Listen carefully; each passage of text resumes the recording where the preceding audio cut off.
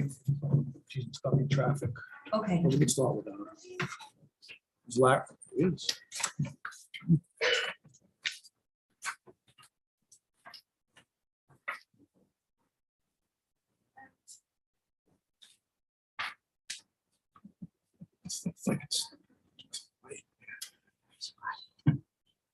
It's never this way.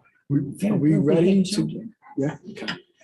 Welcome, everybody, to the regular Board of Trustees meeting for Tuesday, June 28th, 2022. Is there a motion to open the meeting? Trustee Rosenberg, second trustee Patino, all in favor? Meeting is officially open. Trustee Sullivan is excused for tonight, and trustee Taylor is appearing virtually. Can we all rise for the Pledge of Allegiance?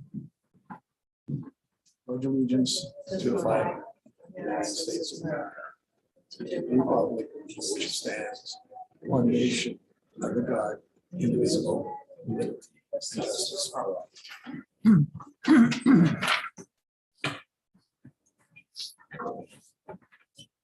Tonight, the first item on our agenda is an appointment where we are going to appoint a new police officer to our force. So I have some information that I'll read, and then I'll come on down and we can do this. So as people may or may not be aware, we currently have one vacancy within the village, within the police department. And after an extensive search, the village has identified a candidate who we believe will make an excellent police officer to serve the village. So with that in mind, we are appointing Victor Wilson to be a police officer with Dobbs Ferry. So why don't you come on up, and I'll come on down, and the chief can join us, and we can. We need to vote the resolution. Administer the oath. We have to. I think it's just an appointment. So I see a resolution here. Maybe we should just Why don't we just do it? do it anyway, just in case Just in your case. swearing in turns out not to be legal. And Is his first act is to arrest you for appointing him. is there a motion to appoint Victor Wilson as police officer in the village of Dobbs Ferry effective June 29, 2022 at step 3, the amount of $90,424 with such appointment subject to a mandatory probationary period up to 78 weeks? Trustee Rosenberg. Yeah. Second trustee, Deputy Mayor Casal, all in favor? That passes unanimously. That's what happens when you wing it.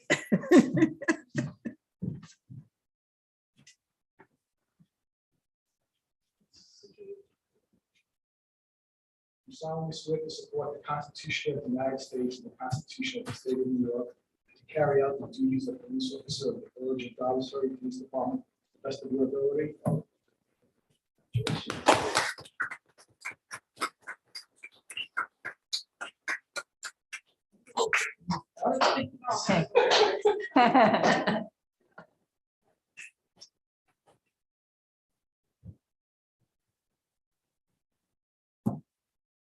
Yes.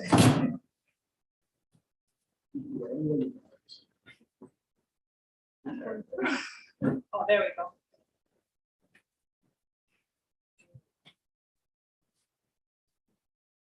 Yes. All right. Stand up, chief. You want to say something first? I just want to thank the mayor and the board of trustees for to bring the police department back up to full strength and 7 police officers. We're very excited. It brings some experience being in one of the police officer to our agency. So we continue to have a nice blend of officers that are hiring, that we hire ourselves in the PD academy, plus 7 officers from the like PD. So again, we are very excited. Working with it.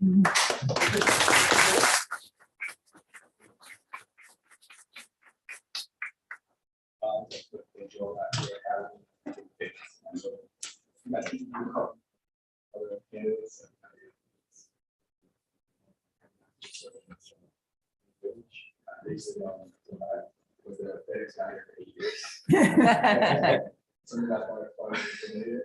Alex, I always have the experience with the town. I enjoy coming here. It's definitely one of my favorite routes, and it's very lovely town. I'm happy to serve you guys. Also, working with that, my wife. Back, I'm sure it's, my daughter was thankfully calling. But, I think because I'm happy to serve also my spouse and tenants. Thanking for you guys actually.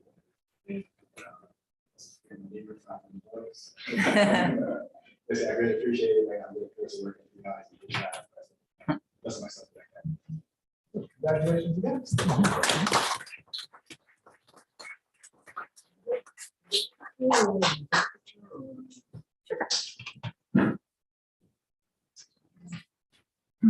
Should we do the stand behind? Standing. The stand behind. This might be my first standing. Oh, no. Sorry.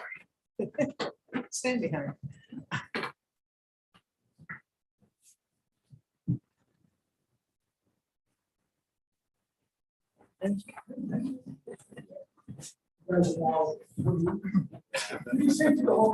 Go party.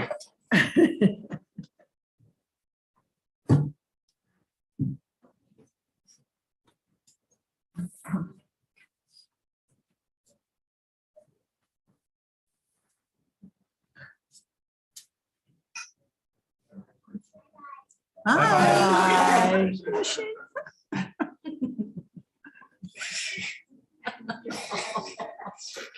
Thank you, everyone. Have a good Take night. care.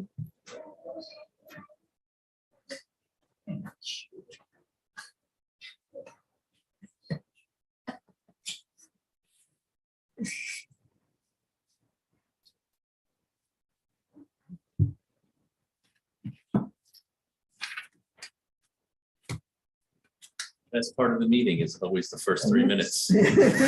Always. It's a hard act to follow. Always is the first part of the meeting. So do we wait for Laura Lee to do the, or can you muddle us through it? Yes,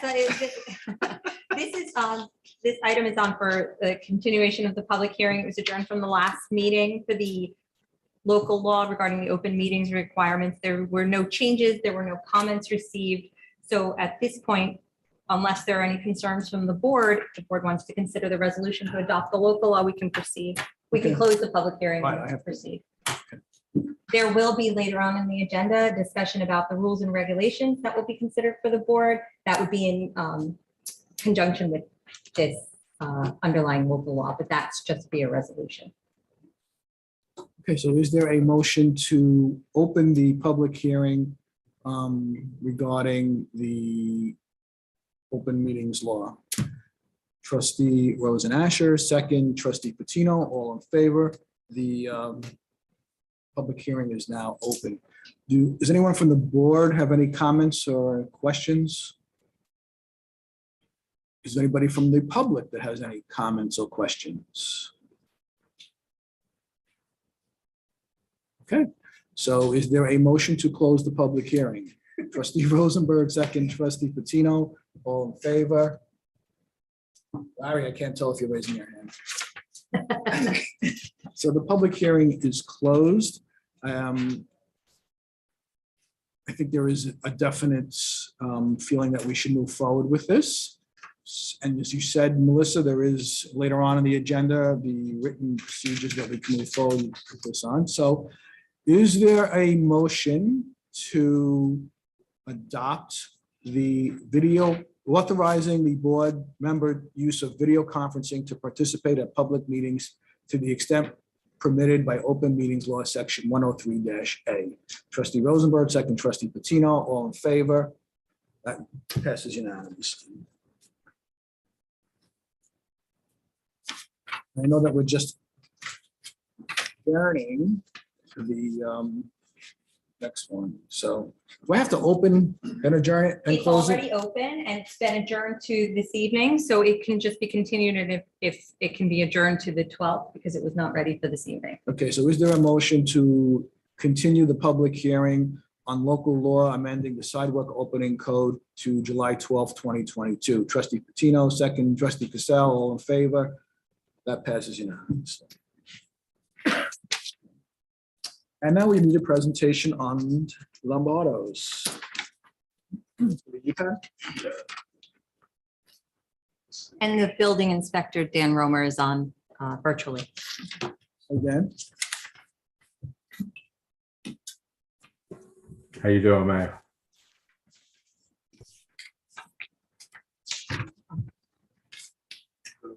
Does it come up? It was on. It's up right here. TV's on.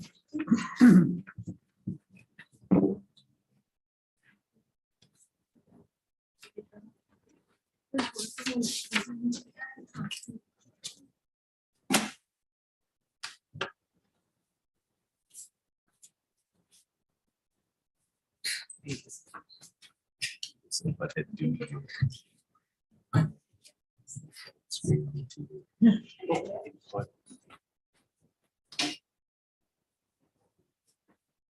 You could watch Beavis and Butthead. It's HDR2.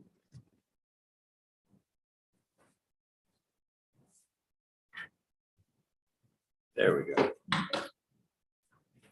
Now, it's showing good online as a presentation. Okay. I move that we fix this in some way. Okay, so this is Lombardo's Restaurant, 10 Hamilton Street in Dobbs Ferry, down as part of Rivertown Square. And it doesn't advance. With the mouse, you can probably click the next thing, the next thumbnail. There's a mouse. Might be on your screen. Nope. Oh, okay, no. Maybe that's- I'm out of ideas. The arrow down button. It works on here, it's just not showing. There we go. What you did just worked. Okay, so what did you just click? Just as you're talking, click whichever one you want to switch to. By pushing here? No, but Do you want to click Okay. the play presentation button so it comes up larger? I'd love it to be just as easy as watching like, doesn't switch on, it stays, it enlarges. Oh, I see. Okay, gotcha. so it All makes right. it complicated. Okay, so to continue with the presentation, I think you're all familiar with the property. I've got blow-ups of this. I don't know.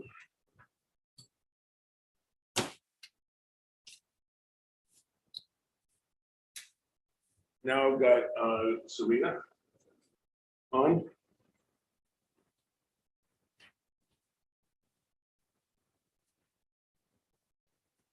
You want me to click the red line? Sure, that'd be great. Better. Okay, so next. Okay, so this is right in the middle of Rivertown Square. It's Lombardo's is already there. I'm sure you've all gone by and seen it. So next. You can go next. I was just very concerned that nobody would know where it was. This is just a big survey and we're zooming in. So next. That's the portion of Lombardo's that is that exists, the red, although the little thing on top is not recognizing where it's supposed to be on this. What we're doing is we're proposing to cover the area where the tents are now and make that a year-round exterior dining. We're talking about adding 1,149 square feet of enclosed area, which is effectively the area that's currently there. Next. So that's just a blow up of that, so you can see it. Does anybody have any questions about exactly where this is? But so that's just overlooking the parking lot, right? Yeah, and there was some No. confusion It's overlooking the street. The street in front. Oh, gotcha. Oh, it's the purple bit. Yeah, yeah. on the level of the parking lot. What it's not is on any of the sidewalks. Right. So there was a concern before that this was being built someplace where people walk. Right now, there's a fence that's all along this, and you can't go through that. So this is not going to change anybody's walking patterns. Does it change the entrance to Lombardo's? No, there's an existing egress door on that side that comes into the space, and we've got a pair of doors that are right there. So we can go through these pretty quick. so that picture right now is how it is pretty much now, That is totally how it is now. right? And then you want to put something right where that is, correct? Exactly. Okay. And essentially, it's the same amount of people, it's the same amount of size of the thing that's already there now, you just want to make it permanent. Right, I was gonna say, the only difference is that it's permanent, right? Yeah. And there hasn't been any issues with parking, And it looks right? temporary structure. Right. It's a prefabricated structure which gets affixed, Mhm. but it doesn't have a foundation or anything like that. So it's something that somebody could in the future take away.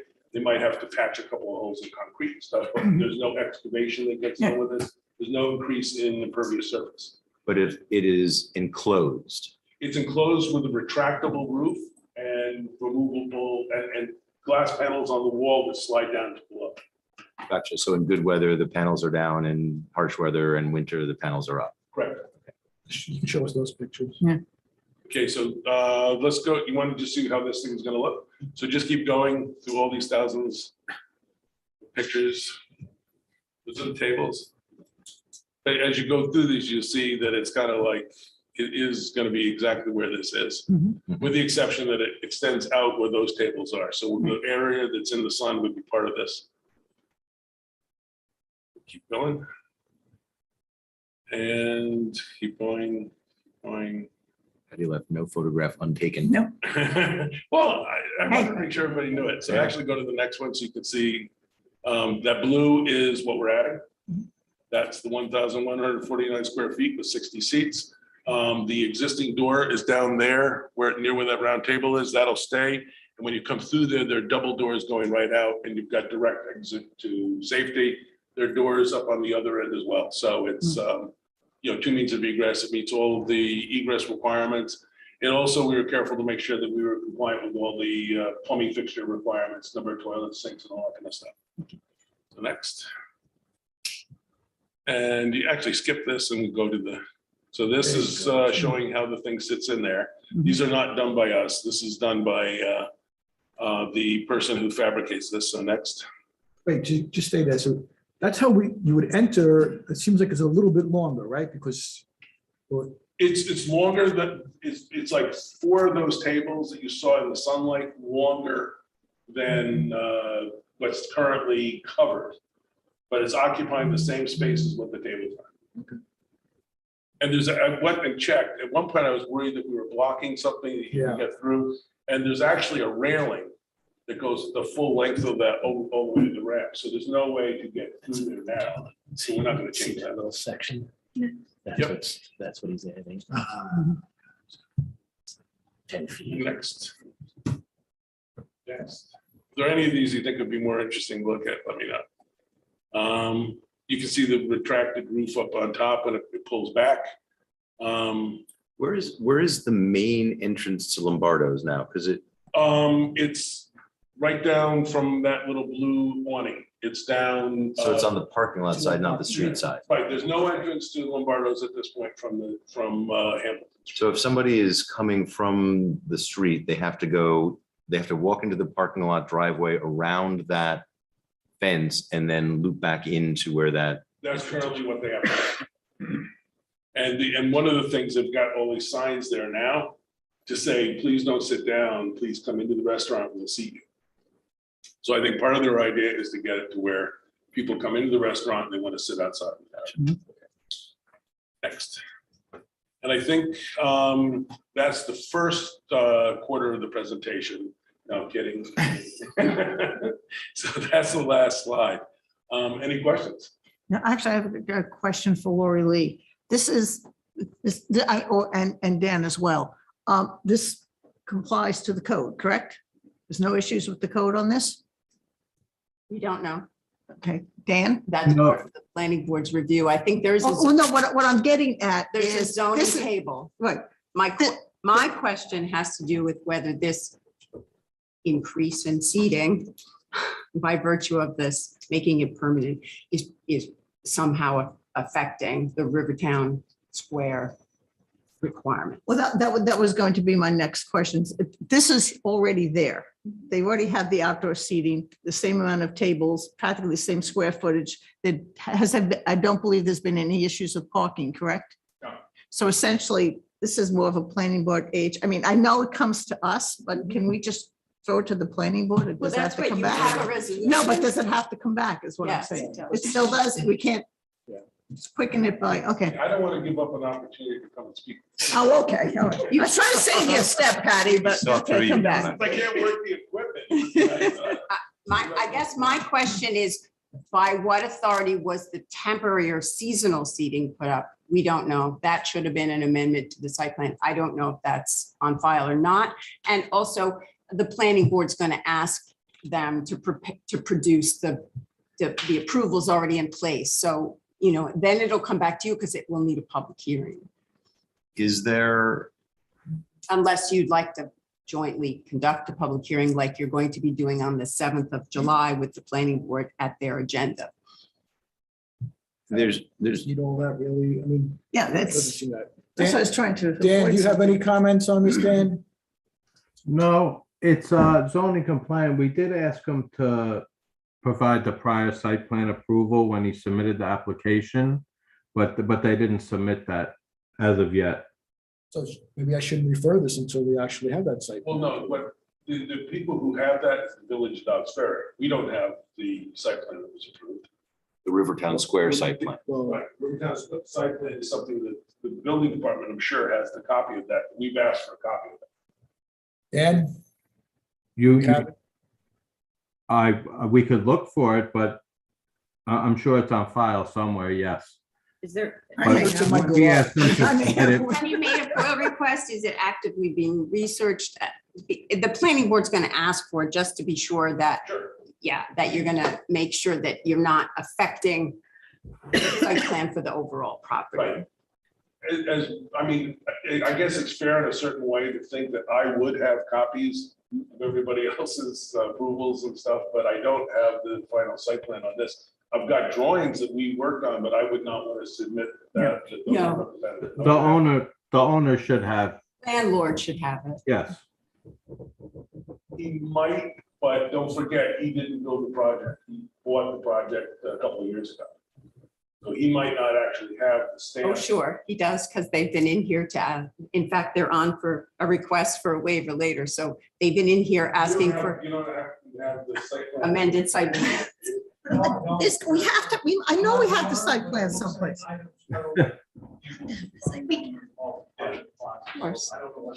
don't know whether On the general code website, the public documents, it would be part of the public record in the plan, on the planning board minutes. So I'm sure that there's some resolution included in planning board minutes, which will show the conditions. The resolution, yes. I think that's what they're looking for. Okay. Yeah. Yeah, the resolution is not a problem. Yes, Yeah, ma'am. because that would have the conditions and, it would be important for the boards to have that in front of them. That's. So for my own edification, the restaurant already has these tables out with tents. So this structure is going to mirror that in terms of capacity, footprint, and everything. It's just going to be that it's going to be a semi-permanent temporary thing that allows for retractable roof. And the issue is that we don't know if the fact that the tables that are sitting there now under the tents are okay. Is that why this is? I'm asking because It doubles the seating of the restaurant. So we just want to make sure that there's no condition of the original approval for the overall site plan that would require a waiver, for example, so during. it's the same thing if the tables were outside the way they are now under the tents as they have been since COVID. But what might happen is, trying to think back, the square footage, that was always the issue, the square footage that was being occupied by the buildings and stuff. So that's what we'd be changing, is there'd be more square footage to the retail space essentially than was initially approved, correct? I'm not sure that, hold on, but No, no, I just no. want to get into a nuanced issue, which we No, I probably mean, shouldn't be getting into here. I'm fine with But- this. But a pergola is technically a temporary structure, Oh, even okay, if you there you go. leave it for 50 years. Right, It's still right, like. Right, quote, because you can unquote, take it temporary. off. Right. I don't know, Okay. and the applicant will have to look at this and Yeah. provide this to the planning board. But I believe that a temporary structure would not Right. have the same restrictions that we placed point. on the site plan for the yeah. overall square footage of the Right. building, because that wouldn't go into Right. the gross square footage calculation as a temp. And the issue at all. That is the nuance. I If needed. they're So serving thank you. Someone patrons. has to look at it. Right, critically. right. I'm saying that's what I was asking, what I because it was- doesn't seem like you're adding something that isn't already there. It's just like a different version. So it just. But it can be interpreted Right. in Yeah. different If ways. you're serving patrons on the side on the concrete side yard. You just want to make sure that it's reflected in the approvals. That's right. So by virtue of what approval was there an amended site plan to begin with in order to put the seasonal seating in? I don't know. I'm not aware of what happened. But we want to make sure we give him everything he needs so he doesn't have to come back and ask for a waiver of some kind. The other thing we should just remember also is that the other building was not built, although it was approved. So the original approval had a bigger building here than what exists. There was a whole nother building that was up on that level of the parking lot. And they came in and asked for the revision to remove that, so that wasn't part of what they were building. So I think we're under, and we also know we had 1/3 more parking than was required. And when I happened to be researching other records today on general code, I came across the actual resolution that amended the site plan to remove that larger structure. So I know that there's more documents.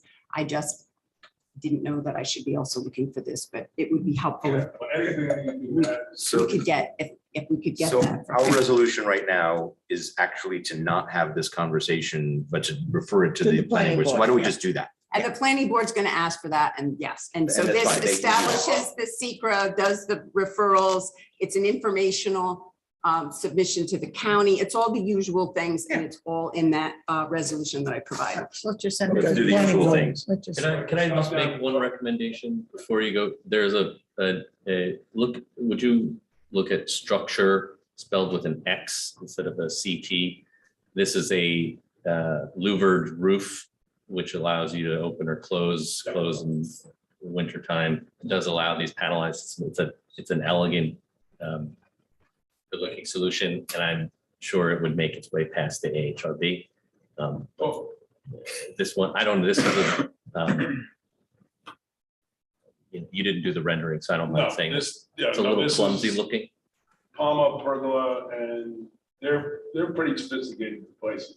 This is beginning to be like the HRB meetings, right? You put it in front of me, All right, so let's just move it along. So how many nights have we spent like that? Looking at with Patty before Mike going over instructions and renderings. So, so I'm gonna just read part of it. Whereas it's resolved that based on a review of the environmental assessment form, the Board of Trustees of the Village of Dobbs Ferry classifies the project as a type 2 action in accordance with the New York State Environmental Quality Review Act and its implementing regulations, which indicates that no further environmental review is required, and be the further resolved that an essential precondition to further review of the proposed project, the Board of Trustees hereby directs that the project be referred for comment and recommendation to the Dobbs Ferry Planning Board as required by the zoning code, and referred for informational purposes to the Westchester County Planning Board in accordance with general municipal law based upon the proximity of the subject property to the village's municipal boundary and the Sawmill River Parkway. Is there a motion? Trustee Rosenberg, second. Not want to also make sure that we have to go to the AHRB. That's not in this, that's a condition of the building permit. So that will happen later. This board isn't required to refer to the HRB. That would be the building department's referral. That's part of the building permit. This is site plan. Okay. I'll accept that. Second, trustee Rosen Asher, all in favor? It's done. Thank you very much. You mind if I leave? Not at all. Excuse me, Mr. Mayor, that was trustee Rosenberg first. Yes. Okay, thank you. Second was Rosen Asher. Thank you for your. Larry, since I don't always see you, if you don't want to vote for something, just tell me that. Yes, I'll do that, or I'll give an affirmative vote. Okay, so let's move on to discussion number 2, Rivertown Square site plan waiver request. Welcome. Wait till you get to the mic. My name is Ryan Roy. I'm formerly a principal of Whitestone, currently an employee. We converted to an employee ESOP company, but a vice president now. And I am a retaining wall expert. I've been doing this for 25 years. I'm also a geotechnical engineer, a materials engineer, and a construction engineer. I'm a little bit away from home right now. I live in New Hampshire. I work on projects up and down the East Coast and specifically focus on retaining wall projects. I was not supposed to present tonight. I was asked in the last minute, so I'm here instead of somebody else. So I'll do my very best to get you up to speed on what we're doing, but I am the engineer that did the design for the plans in front of you. So we have two retaining walls that are in distress and have been in distress for some time at the Rivertown Square property. And one we refer to as the IPIC wall, and because it's behind the theater, and the other that we refer to as the Buddha wall. We've drafted up some plans to make repairs to those walls that are in distress. One is a bit worse than the other. And we've presented that, and we're hoping to do the most abbreviated process to get it through the town to essentially put these back the way they should, so that they're in a safe, non-distressed condition. What is the risk right now? Like what's at risk with the wall in the unsafe condition? So these walls have been under review for quite some time. Whitestone got involved about a year and a half, maybe 2 years ago. Now time flies by. But it had been under a monitoring program prior to that, all the walls within the plaza, to look at movement and how that changed over time.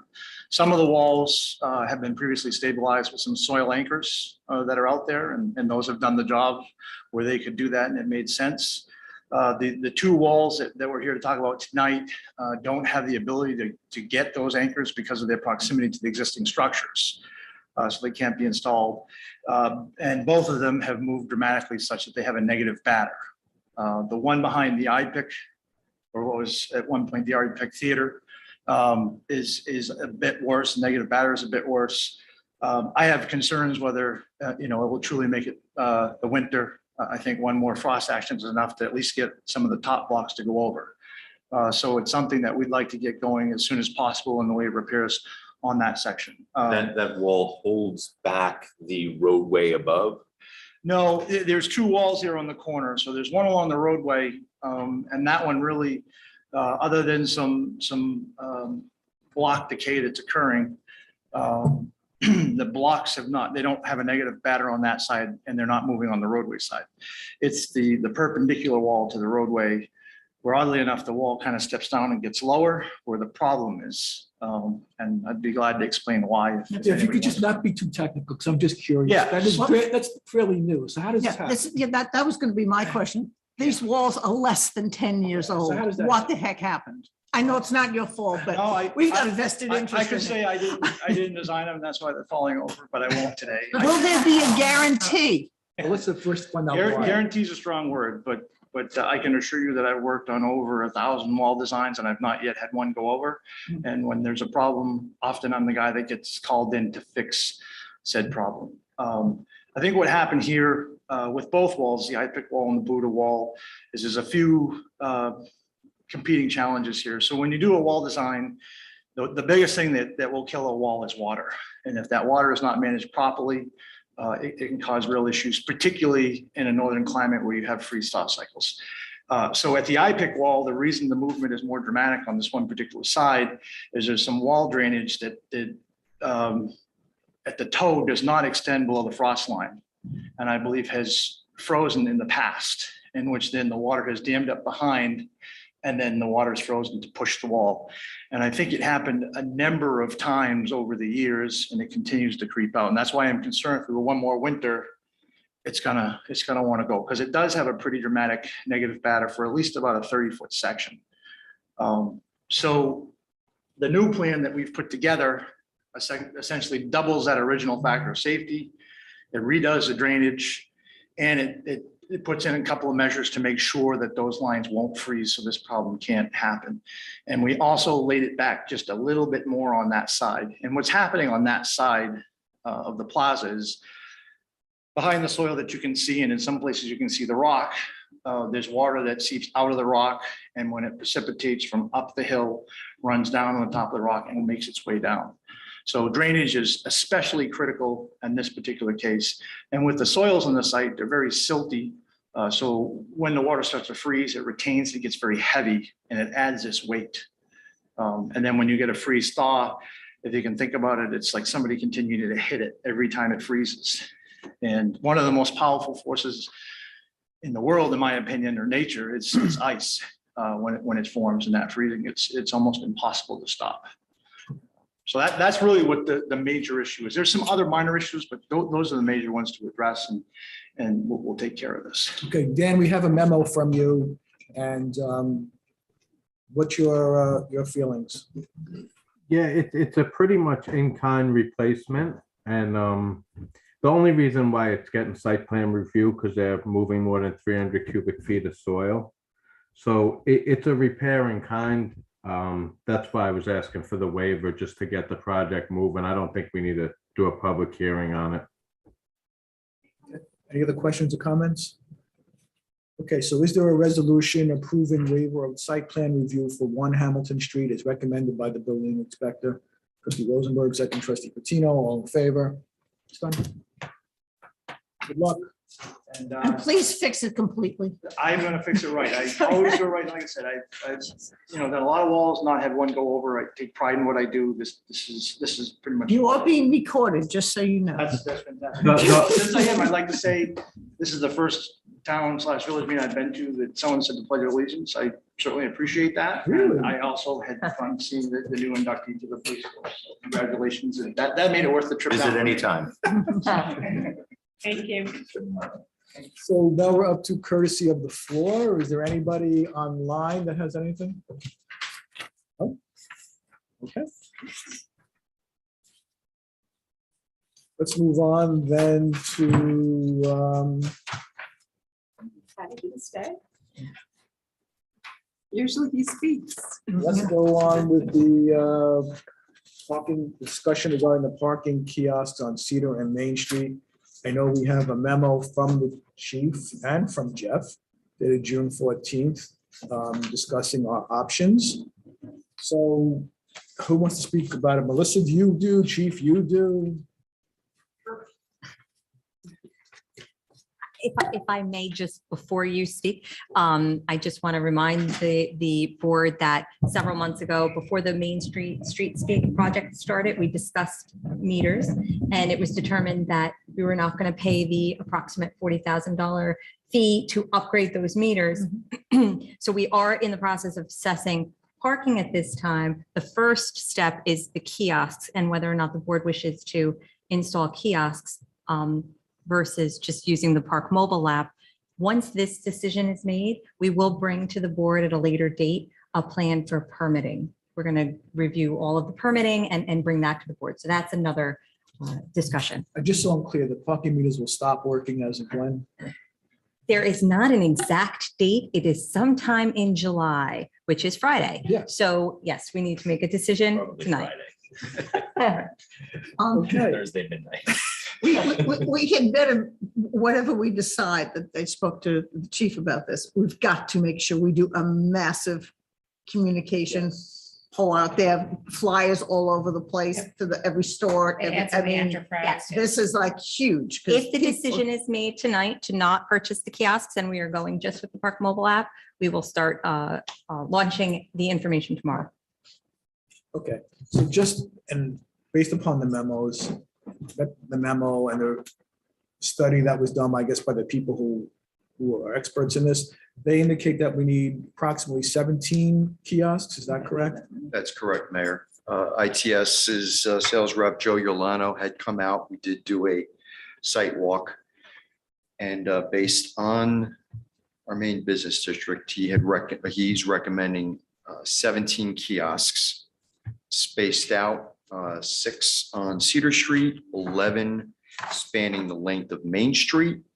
Main Street down south to the end, with the kiosks strategically set up in the area of these side intersections, because there are some parking meters on Oak, Elm, so that patrons would be able to access But those. we would need that many if we didn't do a hybrid system. If we just did Right. kiosks, that's what we would need. Correct. That was what he's recommending. That would be the absolute most. We could conceivably do it with less if we decide to do that. So, I mean, obviously being tasked at the, I guess it was maybe 2 board meetings ago, we did get 3 quotes of 3 different types of kiosks. And so you can see how the prices on these pay stations range from 135,000 upwards of 173,000 at 17 of them. They were also all quoted at solar powered. Electric powered would be a little bit less, but once you start adding in the price of powering them electric, those tend to run a bit higher. But again, for the our procurement policy, I did get 3 different quotes, and that's kind of where we're at as far as the kiosks. So one just secondary question, because there's meters that are down on Palisade below, you know, by the intersection with Chestnut down to the train station. What becomes of those? So what we can do, one of the options, again, now Park Mobile is already in place and covers all of Cedar, Main, Palisade Street, south of Chestnut, Oak, Elm, High Street. So Park Mobile is still currently providing parking ability. But we would be losing those meters as Correct. well, but not replacing them with kiosks in those areas. That is correct. So like my one concern about, well, I have 2 concerns about going entirely with Park Mobile. One of them is that there is no way, you know, my parents are going to figure out Park Mobile. And I think that probably is not just a problem of my parents. I think there's, you know, computer savviness drops off at a certain age. But even more to the point, I tried to park on High Street on Saturday, not High Street, on Palisade Street, right by the park on Saturday. And because Dobbs Ferry is the land that Verizon forgot, I couldn't do it. So I'm really concerned with the telecom coverage in the downtown if we are going to make legal parking telecom dependent. And because it's, you know, it is, I really, you know, Dobbs Ferry is part of a major metropolitan area, and it is massively ill-served, not just by Verizon, but the downtown particularly is not good cell service for any of the cell services I've used, and that's all of them in the last 15 years. So that's a dependency that we're going to have to figure out, because people will go to the court having gotten a ticket and say, I tried, and they'll be right. And we do have responses to that. Chief, do you want to elaborate with regards to the seniors and to the cell phone? Absolutely. So again, with the seniors, and again, that would be a different option we can have for seniors within Dobbs as far as specific permits that would enable them to just purchase a permit that would enable them to just park in the business district, and they never actually have to worry about Park Mobile. In addition, the rec permits that they have gives them access to the waterfront. So theoretically, our seniors would never have to really worry about a parking app if we choose to go, and that would be another option. Like the 2-hour limit still apply. The 2-hour limit would apply during the week at the waterfront. After hours and the weekends, there is no time limit whatsoever, so that they can enjoy. No, the I mean, waterfront. normal parking rules will still apply in wherever the Absolutely. permit applies. Yes, And correct. we had also discussed the possibility of keeping the kiosks in the parking lots that we have, so that people do have the option, if they can't Absolutely. deal with it, they can go into So we behind do Village have Hall or several Oak Street or kiosks. 99 Cedar. Yes, Deputy Mayor. How do you address the fact that the cell phone service is so spotty? So unfortunately, yes, and I have seen that the cell service can be spotty. I do, though, know that even as I'm moving through Dobbs Ferry, even if I move a few feet left or right, north or south, or even, and that's what's nice about Park Mobile, as long as the patron knows the zone, it gives them the ability to pay as they're walking away from their car, so they can make the payment while they're, you know, walking over the train station platform, or they're walking up to Main Street. So theoretically, a patron would not just be stuck at that spot. So as they move, the cell will pick up. So if they are having difficulties at that moment, once they move, self-service will Yeah, pick up. I was gonna say, so as somebody who's used every single parking app in the county, that is exactly it. And young people will know to take a picture of the zone that they're in and go, so. part Wait, of- wait, wait, don't put me in the non-young the- person. I work in part of the technology. education campaign. So my mother's probably the same age as your parents, and she'd be fine using an app as long as I just show her how to use it, because if, she could play her game, she could use the app. But I think part of the marketing of this is the education of things like that. So it's handing people, and maybe we do a mailer that tells people, if this, then that, if this happens to you, then this and this, these are suggestions. And maybe we pair the young people with the seniors and have them do a my little parking buddy. tutoring session. No, we and- talked about and how to- that. and how to use it, because I'm sure we have a camp full of kids, and we have, if we hopefully an embassy club full of seniors, then we can Right. get them together. So I personally don't want to see us not do it, because we're worried that some people won't adapt, because I think change is difficult no matter Well, a what it kiosk- is. But I think this is the way that it's going. I think that having kiosks in the parking lots also will encourage, if people are like, I can't use the app and I just want to put $1 in or my credit card in, we have a big empty parking lot that's sitting there on Cedar Street that people are within 2 blocks of everything in downtown. So And if this doesn't work, we can always put a kiosk. It's not like now or never for the Yeah, kiosk. If it's questioning the a disaster, we seven- can bring them in. Kiosks are not the future. If you. No, if you no, listen- I'm just saying, I'm just In saying. meeting, yeah. in meeting with the other villages, it's clear that kiosks are not the future. There's a Right, whole yeah. bunch of technology out there that in the next year or two are gonna be way different in what's done. So I hate to invest in a kiosk that's gonna be outdated. No, I agree, no, and I'm I just saying. Also, it's just perverse to ask taxpayers to spend $180,000 Yes. plus install costs Yeah. for the privilege of being charged to park on Yeah. the streets that they pay to maintain. And so it's just, it's outrageous. I mean, it seems Okay, so completely. are we in agreement? to Well, that? just one final point, for at least one final point from me. Promise? I do promise, unless somebody argues with me, in which case I reserve the right to respond. I mean, I'm not for kiosks. What I'm for is trying to figure out, do we have any leverage with any of the telecoms? They need us for permits or anything where we could try to get them to bring better cell service to downtown Dobbs Ferry. I know where I live up on the hill, I'm never gonna get it, and that's okay, but anybody with a cell phone They don't have should it be at able to get, Springer's, no, and which is even I don't worse. actually They think it'd need be a a lead- good they need idea a to have it near an tower. elementary school. They need a high spot. But there are roofs up and down here. There's Village Hall, which is a high spot, right? There's Well, the Village Hall could lease them that space, which Mhm. is quite lucrative actually for businesses that do lease those. Mhm. There are some restrictions about how close they can be to people walking and things like that. I just Maybe want that's us to make the something effort. I was gonna say, has anyone had the conversation? Yeah, I mean, I think we'd be I willing. think to it's put worth something having on a this building. conversation. Yeah. I just think we should make the effort, not only because of the parking issue, but because it is preposterous that in 2022, you can't make a cell phone call In front of sales. from Yeah. Main Street and Cedar Street to downtown of Dobbs Ferry. That's all. No, that's true. Well, and My you last can't do point. it from Springhurst, correct? There's no cell service, which I think is a huge liability. I think that's horrible that they don't have cell service at Springhurst. Okay, so just so we're clear, this consensus is not. I got two things, if I could, Mayor. The first is for the chief, whichever way we go here, it might be wise for the window in Village Hall, the police window, to have a handout. Mhm. You know, when people come in to have questions about parking with this new, because that's probably, given its central location, where people are going to go when they can't make a meter work. And the second was, had we discussed at one point having some spaces that were free, but for 15 minutes? And if so, is that going to be part of this?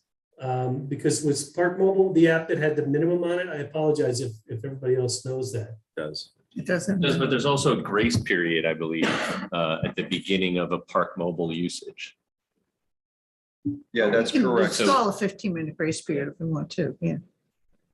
Well, but we don't know when somebody parked and initiated the grace period unless they actually then use the app, in which case they don't need the grace period. We Say would, that you could use the app to just say, like, you're gonna be there for 15 minutes and it's free, but just so if. Oh, it how did you processes get a the free 15 information minutes. Yeah. about? Gotcha, Process it gotcha. for free. 15 correct. minutes. So Park Mobile is very flexible. As they have stated, you could do 15, you could do 30. It's really what the Board of Trustees wishes as far as courtesy parking. So say we wanted that every initial parking transaction was free 15 minutes, then the patron would just log in to Park Mobile, put their vehicle in, and then they would determine how many minutes they want to be notified that their 15 minutes are up. And then they would get an alert that you're approaching your 15-minute. Do you wish to now extend your parking, at which point they can pay, or they do not? And as far as our parking enforcement is concerned, when they roll by scanning the registrations, they will be notified via their handheld writers that this vehicle is in its 15-minute window. And so they would not be summoned. Park Mobile then can lock, depending again, how we want to enforce that, whether you're only get 15 minutes for that zone, but if you go to a different zone, you could, institute that as well. If you just only want that vehicle plate for just one day, there's a lot of different ways they can tailor the enforcement. And then we can certainly discuss that later to see what you're thinking. If they do if there's like a free 15 minutes, does Park Mobile charge us for processing that? No, it's free. They don't Okay, charge good. All until they actually make the transaction. Okay, that all sounds good. That sounds So good. just so we're clear though, I think it's clear that no one wants to do the kiosks, right? Right. Okay. And that's since so- we've got the options and, yeah. Right, so we don't want to go forward with the kiosk, Melissa, and, but I do think it's crucial that we get it out there to the public. Hey, the meters aren't going to work, maybe by Friday, and this is what we have to do. Clear and simple. Yeah. We should have somebody, maybe it's the parking enforcement, I don't know, but paper the windshields, That's a good idea. repeatedly during.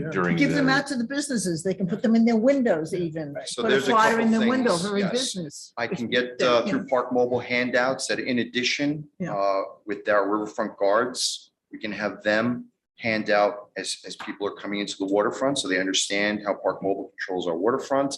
We can do the same as far as our business district.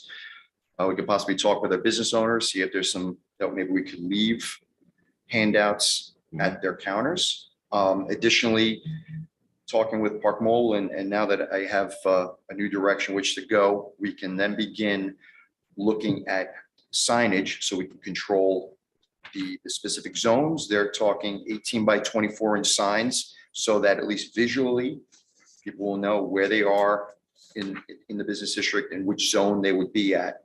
And I agree, another thing we can do even with our seniors is outreach, because our seniors may find themselves in other municipalities shopping that have Park Mobile. So we can kind of teach them Have a how the class. system works, and so when they're outside the village, I agree with you. I do think this is trending towards a future where parking apps are really dominating. the Can we market. also get some kind of signage to let people know, even if it's temporary in the meantime, that there are kiosks in the, We could do that as well. it would be great to have wayfinding to all our parking lots, especially Correct. 99 Cedar, because we don't have anything there yet. I would suggest also just getting the River Towns Chamber on Yep. board with this too, because they could help with all the businesses and outreach. Great. Melissa, Okay, I'm so- happy to volunteer to help write materials for marketing this to people. Okay. So I was And gonna I say- think Park Mobile has things too, right? Park Mobile has things as well. I'm We happy can to not have them to. So I was gonna say, let you and Melissa work out the details, just bounce it off us when you got it all laid out. Okay? All right, and All then by Friday, right? with your permission, then what I need to do with so we can end the wireless fees, because as they said, there is no hard dead date that the meters will stop as they move the transition from 3G to 4G. I want to be able to get them off of the billing cycle so that we are Right. no longer paying for wireless on meter heads that are no longer communicating with the host server in regards to credit card transactions. Maybe it's the meters that are hogging all the bandwidth now. Yeah, who knows? That's a possibility. There you go. Okay, all right, thank you for that. That's great. All right, thank you all very much. I really Thank appreciate it. you. All right, let's move to discussion item number 2, which is consider an amendment to the credit card use policy for village offices and staff. Melissa, can you speak to this? Sure. So there is, within the village's policies, there is a credit card policy. that currently has a maximum credit limit of $3,000 and also authorizes the village administrator and the chief of police to have credit cards. So the actual credit cards that the village has are $3,500. So this is updating that maximum amount to the amount that is maximum on our credit card and changing the chief to the treasurer. The reasoning behind that is because the treasurer is the one who handles all of the money, and it makes sense for all purchases to go through the treasurer.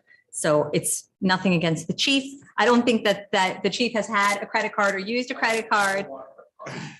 So it's easier because when purchases are made, then Jeff knows exactly what has already been purchased on the credit cards and what maximum amount we have available. So that this is just making the policy more in line with the practice. Okay, any questions or comments on that? Okay, so is there a motion to adopt written procedures for board member use? Nope. One. We got a credit card? Is there a motion to consider the amendment to the credit card use policy of village offices? Trustee Rosen Asher, second, trustee Rosenberg, all in favor, that passes unanimously. Okay, that's discussion item number 3 is the open meetings law, rules and procedures. Yes. Lori, Thank you for adopting the law. I appreciate that effort. As you know, the statute requires upon adoption of a local law for you to consider and adopt written procedures to use in order to take advantage of the opportunity under extraordinary circumstances to participate remotely. Again, it doesn't replace the existing open meetings law ability to participate remotely given public notice to an accessible place. It adds additional ability in the face of extraordinary circumstances. The statute does not require you to provide an exhaustive list of what constitutes, but it does provide that you must provide a written policy and of procedures for your board members to use. And these are all of the boards in your village that qualify as public bodies. Are you talking just statutory? Well, I mean, committees don't count, right? Whatever board that meets in the village that qualifies as a public body would be able to take advantage. Is the For traffic that committee a purpose. public board? So any public body, which means any body that requires a quorum. Okay. So if they don't make decisions. On village business. Right, the traffic committee does not. So advisory boards are not. No.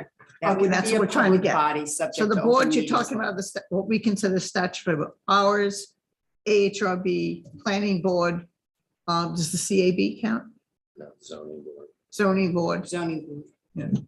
Any board or committee or commission that currently meets in the village can take the members of which can take advantage of this for quote unquote extraordinary circumstances. So And so the extraordinary circumstances that I put in here for your consideration include those unusual events that occur.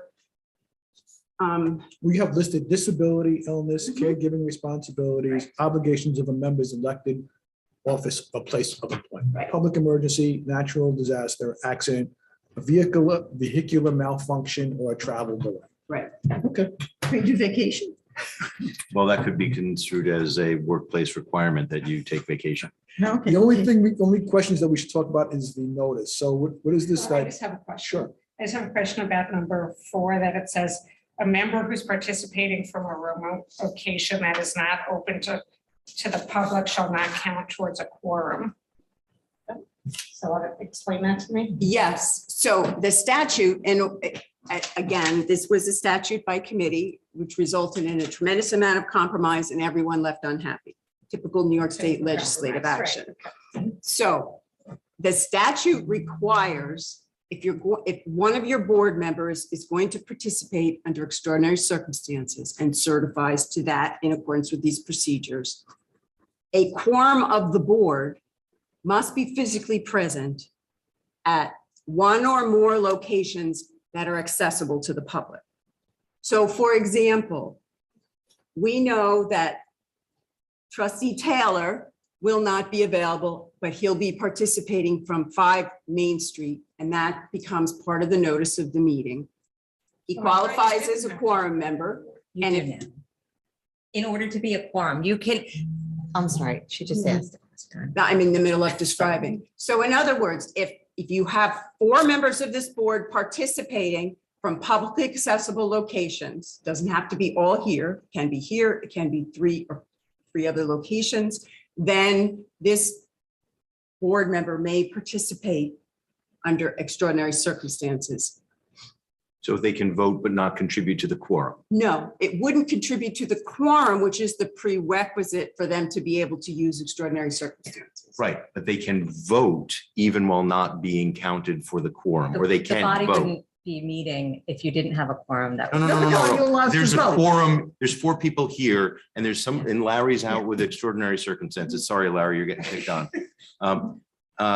Can Larry, though he doesn't contribute to the quorum, can he vote? Yes. Okay, that was my question. He can participate remotely under extraordinary circumstances if a quorum of Is the board otherwise members convened. Right. are participating from a publicly accessible location. But you're willing to open your house. Let Sherry talk. She hasn't. yes. So if, God forbid, we go back to a pandemic where the extraordinary circumstances apply to everybody and we're all remote but in our houses, then what does that mean? Notwithstanding the open meetings law, if there is an executive order that declares a statewide emergency, like it currently is in effect, you can all be remote tonight. It does not. Got it. But just to be clear, once if there is no state of emergency and everybody, if there was no allowance for people to attend remotely, then everybody would have to, at least 4 people would have to invite the public to the locations that they were at. Okay, so Right. if that's the quorum of this Larry's in board. Turks and Caicos and he's participating, he needs to invite people. And it has to be in the notice to the public, unless there are 4 other people who are in person or are in an available location for the public. This, It yes, has to be noticed. this new provision does not supersede the existing provisions in open meetings law. It adds an additional quite cumbersome ability for members to participate remotely under extraordinary circumstances. Can I ask a question from a remote location? What, would business travel qualify under this? Or would, a member who's calling in from a vacation or wants to participate, in a particular meeting and happens to have a family vacation schedule at that point?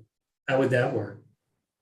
If you have the address of the location of your vacation, we can add it to the notice of the meeting and you're already covered under open meetings law. If within 4 days of the meeting, you'd like to qualify for extraordinary circumstances, you have to self-certify that you're in the midst of an extraordinary circumstance. And then you wouldn't count toward a quorum physically present, but you would be able to participate remotely as a board member. My question was about the 4 days. Was that something that you just Yes, made up? there are 4 days.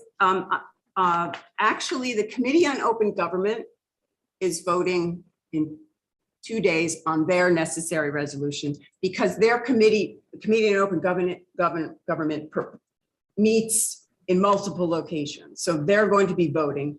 And the 4 days would be for purposes of adding the fact that someone's participating remotely by extraordinary circumstances to a meeting notice. The notice, okay. But Liz and I have already incorporated all the options in your notice. So the 4 days was really just a courtesy to be able to let the other members know. But if it's an exigent circumstance, you still have the ability to self-certify. If you can't reach the chair, you can reach the clerk, you can reach the administrator, and somebody needs to know that you'll be doing that because at the beginning of the meeting, when you open it, you have to declare so-and-so is appearing tonight and participating by remote under an extraordinary circumstance that they have self-certified. You don't have to enter the details onto the record. That would be onerous. Any You other have questions? to meet the requirements of the statute. You have to be visible throughout the meeting. You can't turn your video on and off, and you have to have your name either on a placard or like Larry has with his name clearly shown in the bottom of your video screen. Okay, that's good. So any other questions about this? Okay, so is there a motion to adopt rules and procedures for board members to participate at meetings remotely in accordance with open meetings law 103-A? Trustee Patino, second trustee Rosenberg, all in favor?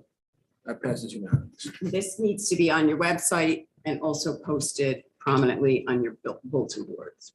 Okay, that's Melissa, that's to you. Discussion item number 4 is to consider changes to the recreation department fees and amend the master fee schedule. You want to talk about this, Melissa? Sure, I don't know if is Kendra Garrison online? Just in case there's any questions. This is modifying the master fee schedule for the fees that are being or going to be charged by the recreation department.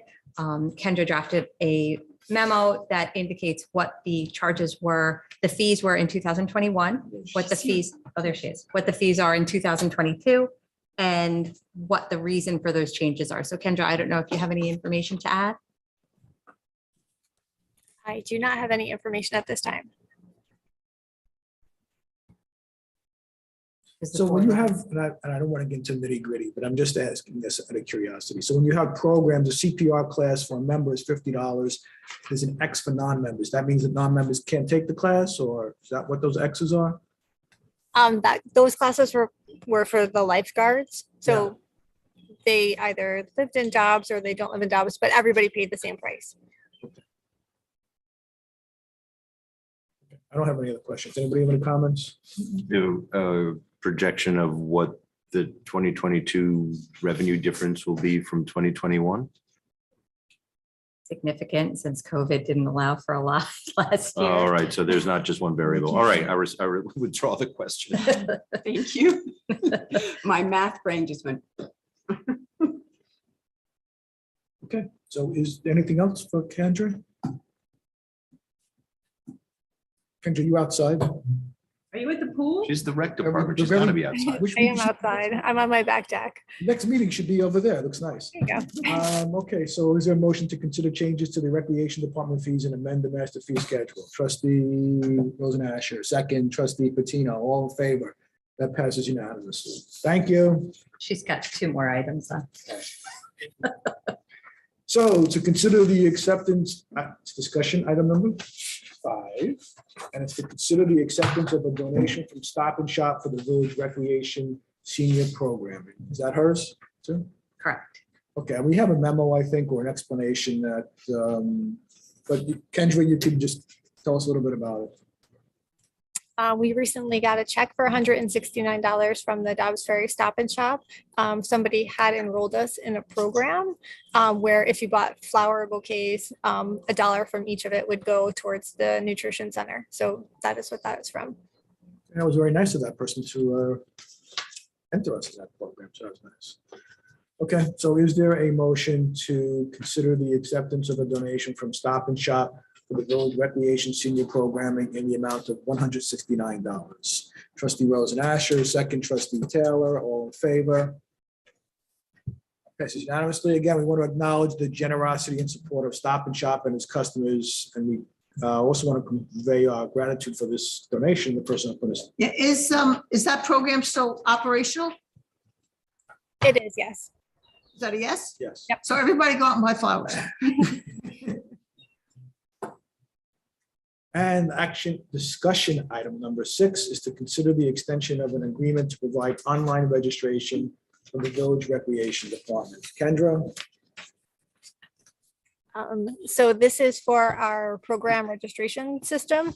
It allows for online registration, basically registering for all of our programs and taking cash and cashing stuff out and creating registrations. Okay, so is there a motion to, before I do that, is there any questions or comments for Kendra? Okay. So is there a motion to authorize the village administrator to enter into an agreement with Peak Software for program management software for the Recreation Department? Trustee Rosenberg, second. Trustee Rosen second. All in favor? That passes unanimous. Thank you, Kendra. Thank you, Kendra. Thank you. Okay, discussion item number 7 is to discuss the emergency expenditure for repairing the Gould Park wall. I think we've already paid for, this wall's already been done, but go ahead, Melissa. Yes, the wall was done, but we had to wait until, well, the wall was approved to go forward as an emergency expenditure due to the wall collapsing so that people did not get injured. We had to wait for the work to actually be done, so we had the final amount that could be reviewed and approved by the board. From the initial estimate, there was a slight increase due to the amount of concrete that was required to fill the voids that were underneath the sidewalk. So the total amount for this expenditure is $42,500 for the reparations, the emergency reparations to the collapsing wall in front of the pool area of Gould Park. Okay, so any other comments or questions? Did you or our engineer see these issues? Did someone at DPW just see them and, review them, make sure they were? Yes, there? our engineer was there during the entire project and saw and took pictures and sent them as it was going on to show there was actually a tree shrub that was found intertwined within the wall that had to be removed. Who probably was holding the wall together. Could have been. Or And there were just giant gaps of nothing. So I did go look, I did see some of those voids and I talked to them about it. But Yes. I just wanted to make sure that a professional was keeping track. of Yes. How the money. Anthony or his men were there and they did take pictures and send them routinely to let me know what was the status of the project. And this is the ultimate cost. Okay, so is there a resolution authorizing the emergency expenditure regarding the repair of the collapsing Gould Park wall in the amount of $42,500? Trustee Patino, second. Trustee Taylor, all in favor? That passes unanimously. The next discussion item is the consider a resolution authorizing the additional expenditure of the REITs. So the REITs were more expensive than we thought they were going to be. So is there a motion I don't think there's any real explanation for $270, right? So is there a motion to authorize the additional expenditure for the purchase of REITs for Memorial Day in the amount of $270? Trustee Casal, second. Trustee Patino, all in favor? That passes unanimously. Number 9 is a discussion of the renewal of an agreement with ICM for the maintenance of the HVAC system at Village Hall and the Department of Public Works. Melissa? Sure, yes. There was an installation of the HVAC units in Village Hall and DPW several years ago. The service agreement has expired. Excuse me. So we are looking to renew the service agreement with the company that installed the HVAC, ICM mechanical contractors, at a cost of $13,003, which is an additional $632.68 from last year's price. Discussion. Is this all work that, I know, we have some fairly knowledgeable people in the building department for mechanical systems. Is this work that all needs to get done? This is the Like, maintenance of it. So When they, I read it's like check oil. And the thing, if they don't do it, then if something happens to the system, then it won't be covered. Yeah. So it's kind of like a catch-22 when you have a company so that we can ensure that the maintenance, so that it should operate properly. And if it fails to operate properly, we have an argument to be made to them that they need to fix it. So we're because paying for insurance. essentially, we are paying for their service Yeah. to They used to call it maintain protection. the HVAC systems. Can I just ask a question, just because I'm genuinely curious? So when something like this comes up, this isn't something that you would send out like an RFP for, you're just renewing a contract, so you're not looking to see if there's other If we were installing the HVAC system, then yes.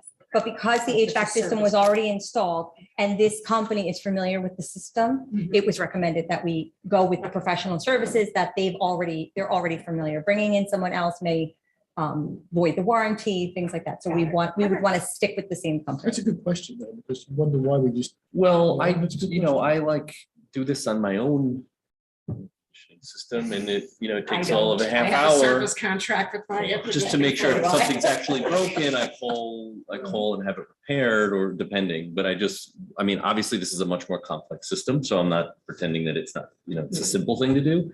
I just look at the list of items and it's all check fluid, check belt, check this. Those all seem like, the sort of things that someone does in a short period of time and not in $12,000 worth of time. Service But contracts for how long, a year? For two Call them buildings. as many times as you want. Correct. And it is for this I- building Having and a mechanic DPW. on call. Well, I don't know. I think it's, Is it a mechanic on call or is it just the annual service call? No. And then if Well, something goes I know wrong? with my contract, it's the annual, this is what they do, but if I call them, I don't get charged because I have a service contract. that's different. Is that what, does that? This include- does include service calls for the purpose of diagnosing the system trouble, adjusting controls, minor repairs, resetting of the system control. So it does provide service as well. And we clearly need a lot of it here. So I We think, do. okay, I don't think we have a choice. Yeah, all luck it'll break on July 2nd, right? So that's my luck. So is there a motion to authorize the village administrator to execute an agreement with ICM Mechanical Contractors for the maintenance of the HVAC systems at Village Hall and the Department of Public Works Garage in the amount of $13,003? Trustee Patino, second trustee Rosenberg, all in favor? That passes unanimously.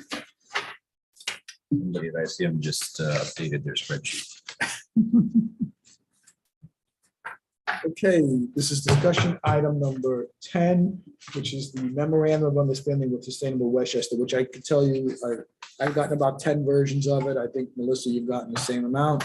So can you explain what's going on? Yes, there have been some issues with getting the pricing from Sustainable Westchester. So they've submitted, there were some changes made to the original agreement. I did submit the red line version to the board for review to see what those changes were.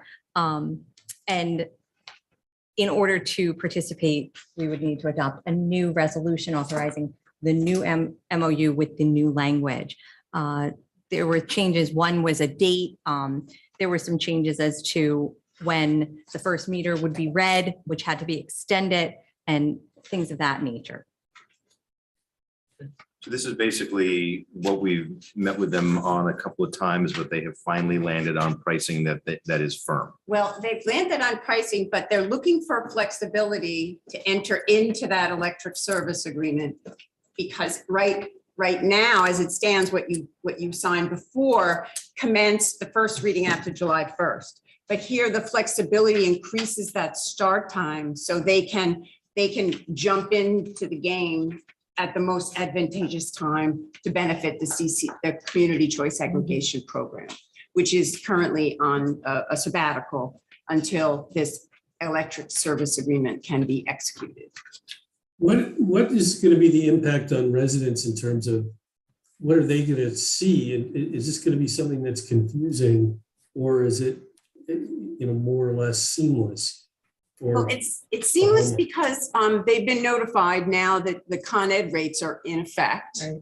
Until this new ESA, the electric service agreement, is signed. And then because it's an opt-out program, it will be a seamless return to the CCA negotiated pricing. But if anybody had previously, like myself, opted out of that, then I don't have to opt out again. No. Okay.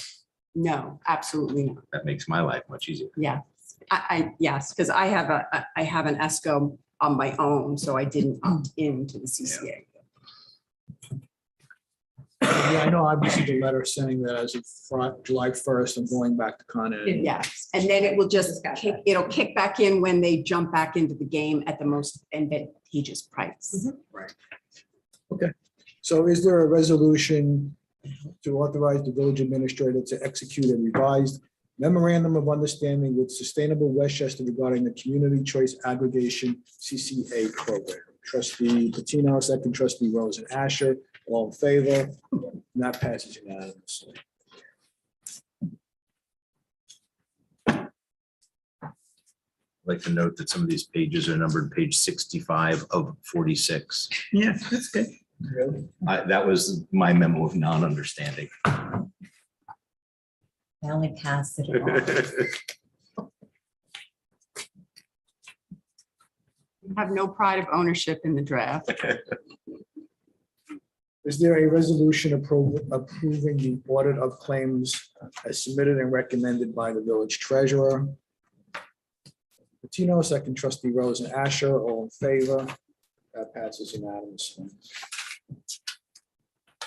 Item number 12 is to discuss the execution of a professional services consulting agreement with Melissa Diodati to act as the Dobbsbury Youth Service Council Coalition Coordinator for facilitation of programming funded by the Drug Free Communities Grant.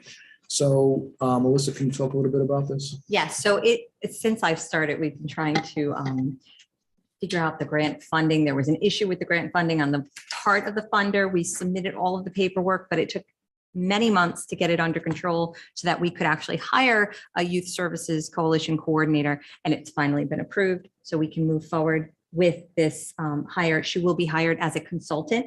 So she is not a full-time employee of the village. She doesn't get village benefits. She is paid through the grant, not through the village's taxes. Right. I just wanted to make that clear to everybody. This comes from a grant that we received. It doesn't come out of our budget as far as people, the taxes as you laid out. Is this a one-year grant or? It was a 5-year grant. I don't know what year we are in year 5. Okay. That'd be 2 years left. 2 years left. And we're on the second 5 years. Right. So is there a motion to authorize the village administrator to execute a professional services consulting agreement with Melissa Diodati to act as the Dobbsbury Youth Service Council Coalition Coordinator? Trustee Rose and Asher, second trustee Taylor, all in favor. That passes unanimously. Is that it? Am I- There is an advice of council meeting. No, yes, at the close, after the close. Okay. I sent a link out. I would like a few minutes Yeah, of your all time. right, let me just, we're moving right along here. So I do have an announcement. I do want everyone to be aware that the Recycle Right app launch has been done. The Village of Dobbsbury has teamed up with Sustainable Westchester to make recycling and zero waste solutions easy and accessible with just one click. The Sustainable Westchester's app is called Recycle Right Westchester, and it's a step towards creating zero waste community. If you download the app, which is simple and free, you have access to street-specific municipal sanitation and recycling schedules. You download information, print and translate in 6 languages. You have access to Recyclopedia, which is a directory of recycling specifics. And you have reminders of your sanitation schedule and any changes to the schedule due to holidays and or other events. So it's a great thing. You'll get notifications of when you should not put your garbage out or what recycling you should put out. So that's a great. I'd like to note that I downloaded the app while you were speaking. All set to go. Was it recycle? What is it? Recycle Right Westchester in the App Store. Excellent. That's great. So. Let's do some trustee liaison reports. So Matt, did you have anything in the last couple of weeks? Yeah, the AHRB had to miss a meeting a couple of weeks ago because of a lack of quorum, which has been an issue in the past, but hasn't been a recent issue. But met again last night, cleared through both meetings worth of projects with a relative amount of dispatch, and so things are back on track. There has not been a traffic committee meeting that I was able to attend since my last report on that. And that is that. No, nothing. Mike? The CAB met the 18th. There were two items that are relevant to our board that were discussed there. First is the cost of trees, the payment in lieu, something we discussed with our village planner. So I'd like to bring all that to you. We had some good feedback from them. And the second was the type of tree plantings that are proposed to replace trees that were removed on Main Street for the sidewalk project. Something I discussed a little bit with Melissa, but I think we should discuss a little more detail. We should take input from the tree commission and the CAB. I think ultimately the tree commission is the group that will be recommending what types of species get replaced for residents or commercial projects when trees are removed. I think we should listen to their advice and weigh that when it comes to the trees we ultimately select to purchase. The zoning, I missed the zoning board meeting, although there hasn't been much on their agenda lately, but smaller items. So, tree commission met Monday, and we just had a sort of small agenda, typical of 2 or 3 items. Not a lot. Not much. Sorry, you have anything? Yeah, the Human Rights and Diversity Committee has been busy. On June 14th, they did a town hall with Greenberg called Visibility, Invisibility, and Belonging for Asian Americans in Greenberg. They want to thank the mayor for giving them the green light on collaborating with the Greenberg Human Rights Advisory Committee and the Greenberg Public Library to host. This was the 3rd in a series, and it was an opportunity for the community to share and learn from the lesser known history of the first Asians who landed in the United States in the 1500s and stories about present day Greenberg from Indian American, Korean American, Japanese American, Filipino American, and Chinese American perspectives. They hope the series will continue.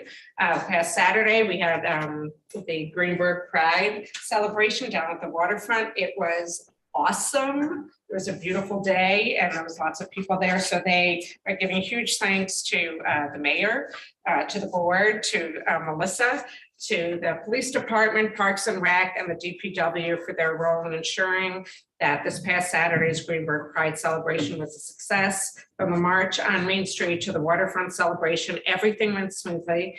And they especially want to thank the mayor for modeling for us all the kind of allyship that amplifies the voices of the LGBTQ+ community members and practices deep listening as our neighbors made their hopes and concerns known. It was just, I got tons of texts and emails and things after, so it was a great day. They're also interviewing for summer internship spots for the Human Rights and Diversity Committee, and they're talking to Dobbs Ferry School District, St. Christopher's and Greenberg North Castle school districts, and they have a whole bunch of people who've applied and they're setting up interviews now. So that's great. There's still space on the Human Rights and Diversity Committee. So if anybody's interested, please send in your application to the nominating committee because we'd love to have you. And both the Beautification Committee and the Downtown Committee are very focused on parts of the village that could use a little tidying up. And calling to task, whether they're business owners or whatever, to make sure that their area is clean and well presented. So it's something that's come up on both fronts. So we'll be talking about that more later. The Pride event was a great event. It was truly uplifting. It's great. Larry, you have anything? The STF has not met. The most recent meeting ended up being canceled. So no, I don't have any, and the library board has not been all that active other than their search for a new head of the library on which there's no news to report. So no, I don't have anything specific. And I just want to remind, Donna, because you're the liaison to the planning board, I just want to remind this board that you'll be conducting a special meeting and joining the planning board in a joint public hearing on the Mercy College application regarding the the pavilion and the parking, and that's next Thursday night at 7. And we'll need a quorum, and the executive order is still in place through the 14th of July. So Zoom participation is permitted without an extraordinary circumstance, without publicly noticing your location. Just please, we need a quorum. That would be a minimum of 4 for the joint public hearing next Thursday, the 7th at 7. If you can't make it, please email Melissa. Yes, thank you. Is it possible for meetings like this for us to get invitation, just invitations through Outlook so that it, I just put it in my calendar, but I didn't remember to put it in my calendar before. That would make it easier if Sure. the board can get. We should do that with more invitations. stuff, I think. We should do that for all of Yeah, the board absolutely. meetings, but, Yeah. Okay. I think some of us, most of us were at the Juneteenth celebration also at Children's Village. So that was also a great event, it was well attended. There were a lot of interesting acts, and elected officials were there. So it was a very informative and uplifting event. And again, I also want to thank the Human Rights and Diversity Committee for all the work they have done, putting together all these events and making sure that they raise awareness throughout the village. So they've been a great help to the village for all the work that they've done. So thank you to them. And for those of you who haven't voted yet, you have 59 minutes to go vote. And I think that's it. I just have to adjourn the meeting now to the executive session. No, we're not going into executive session. I just would like a meeting for advice of counsel, which is Can I not close- subject. So I close this Yes, meeting? take a now? motion Okay. to close. Is yeah. there a motion to close this meeting? Trustee Rosenberg, second, trustee Purcell, all in favor? That meeting is hereby closed.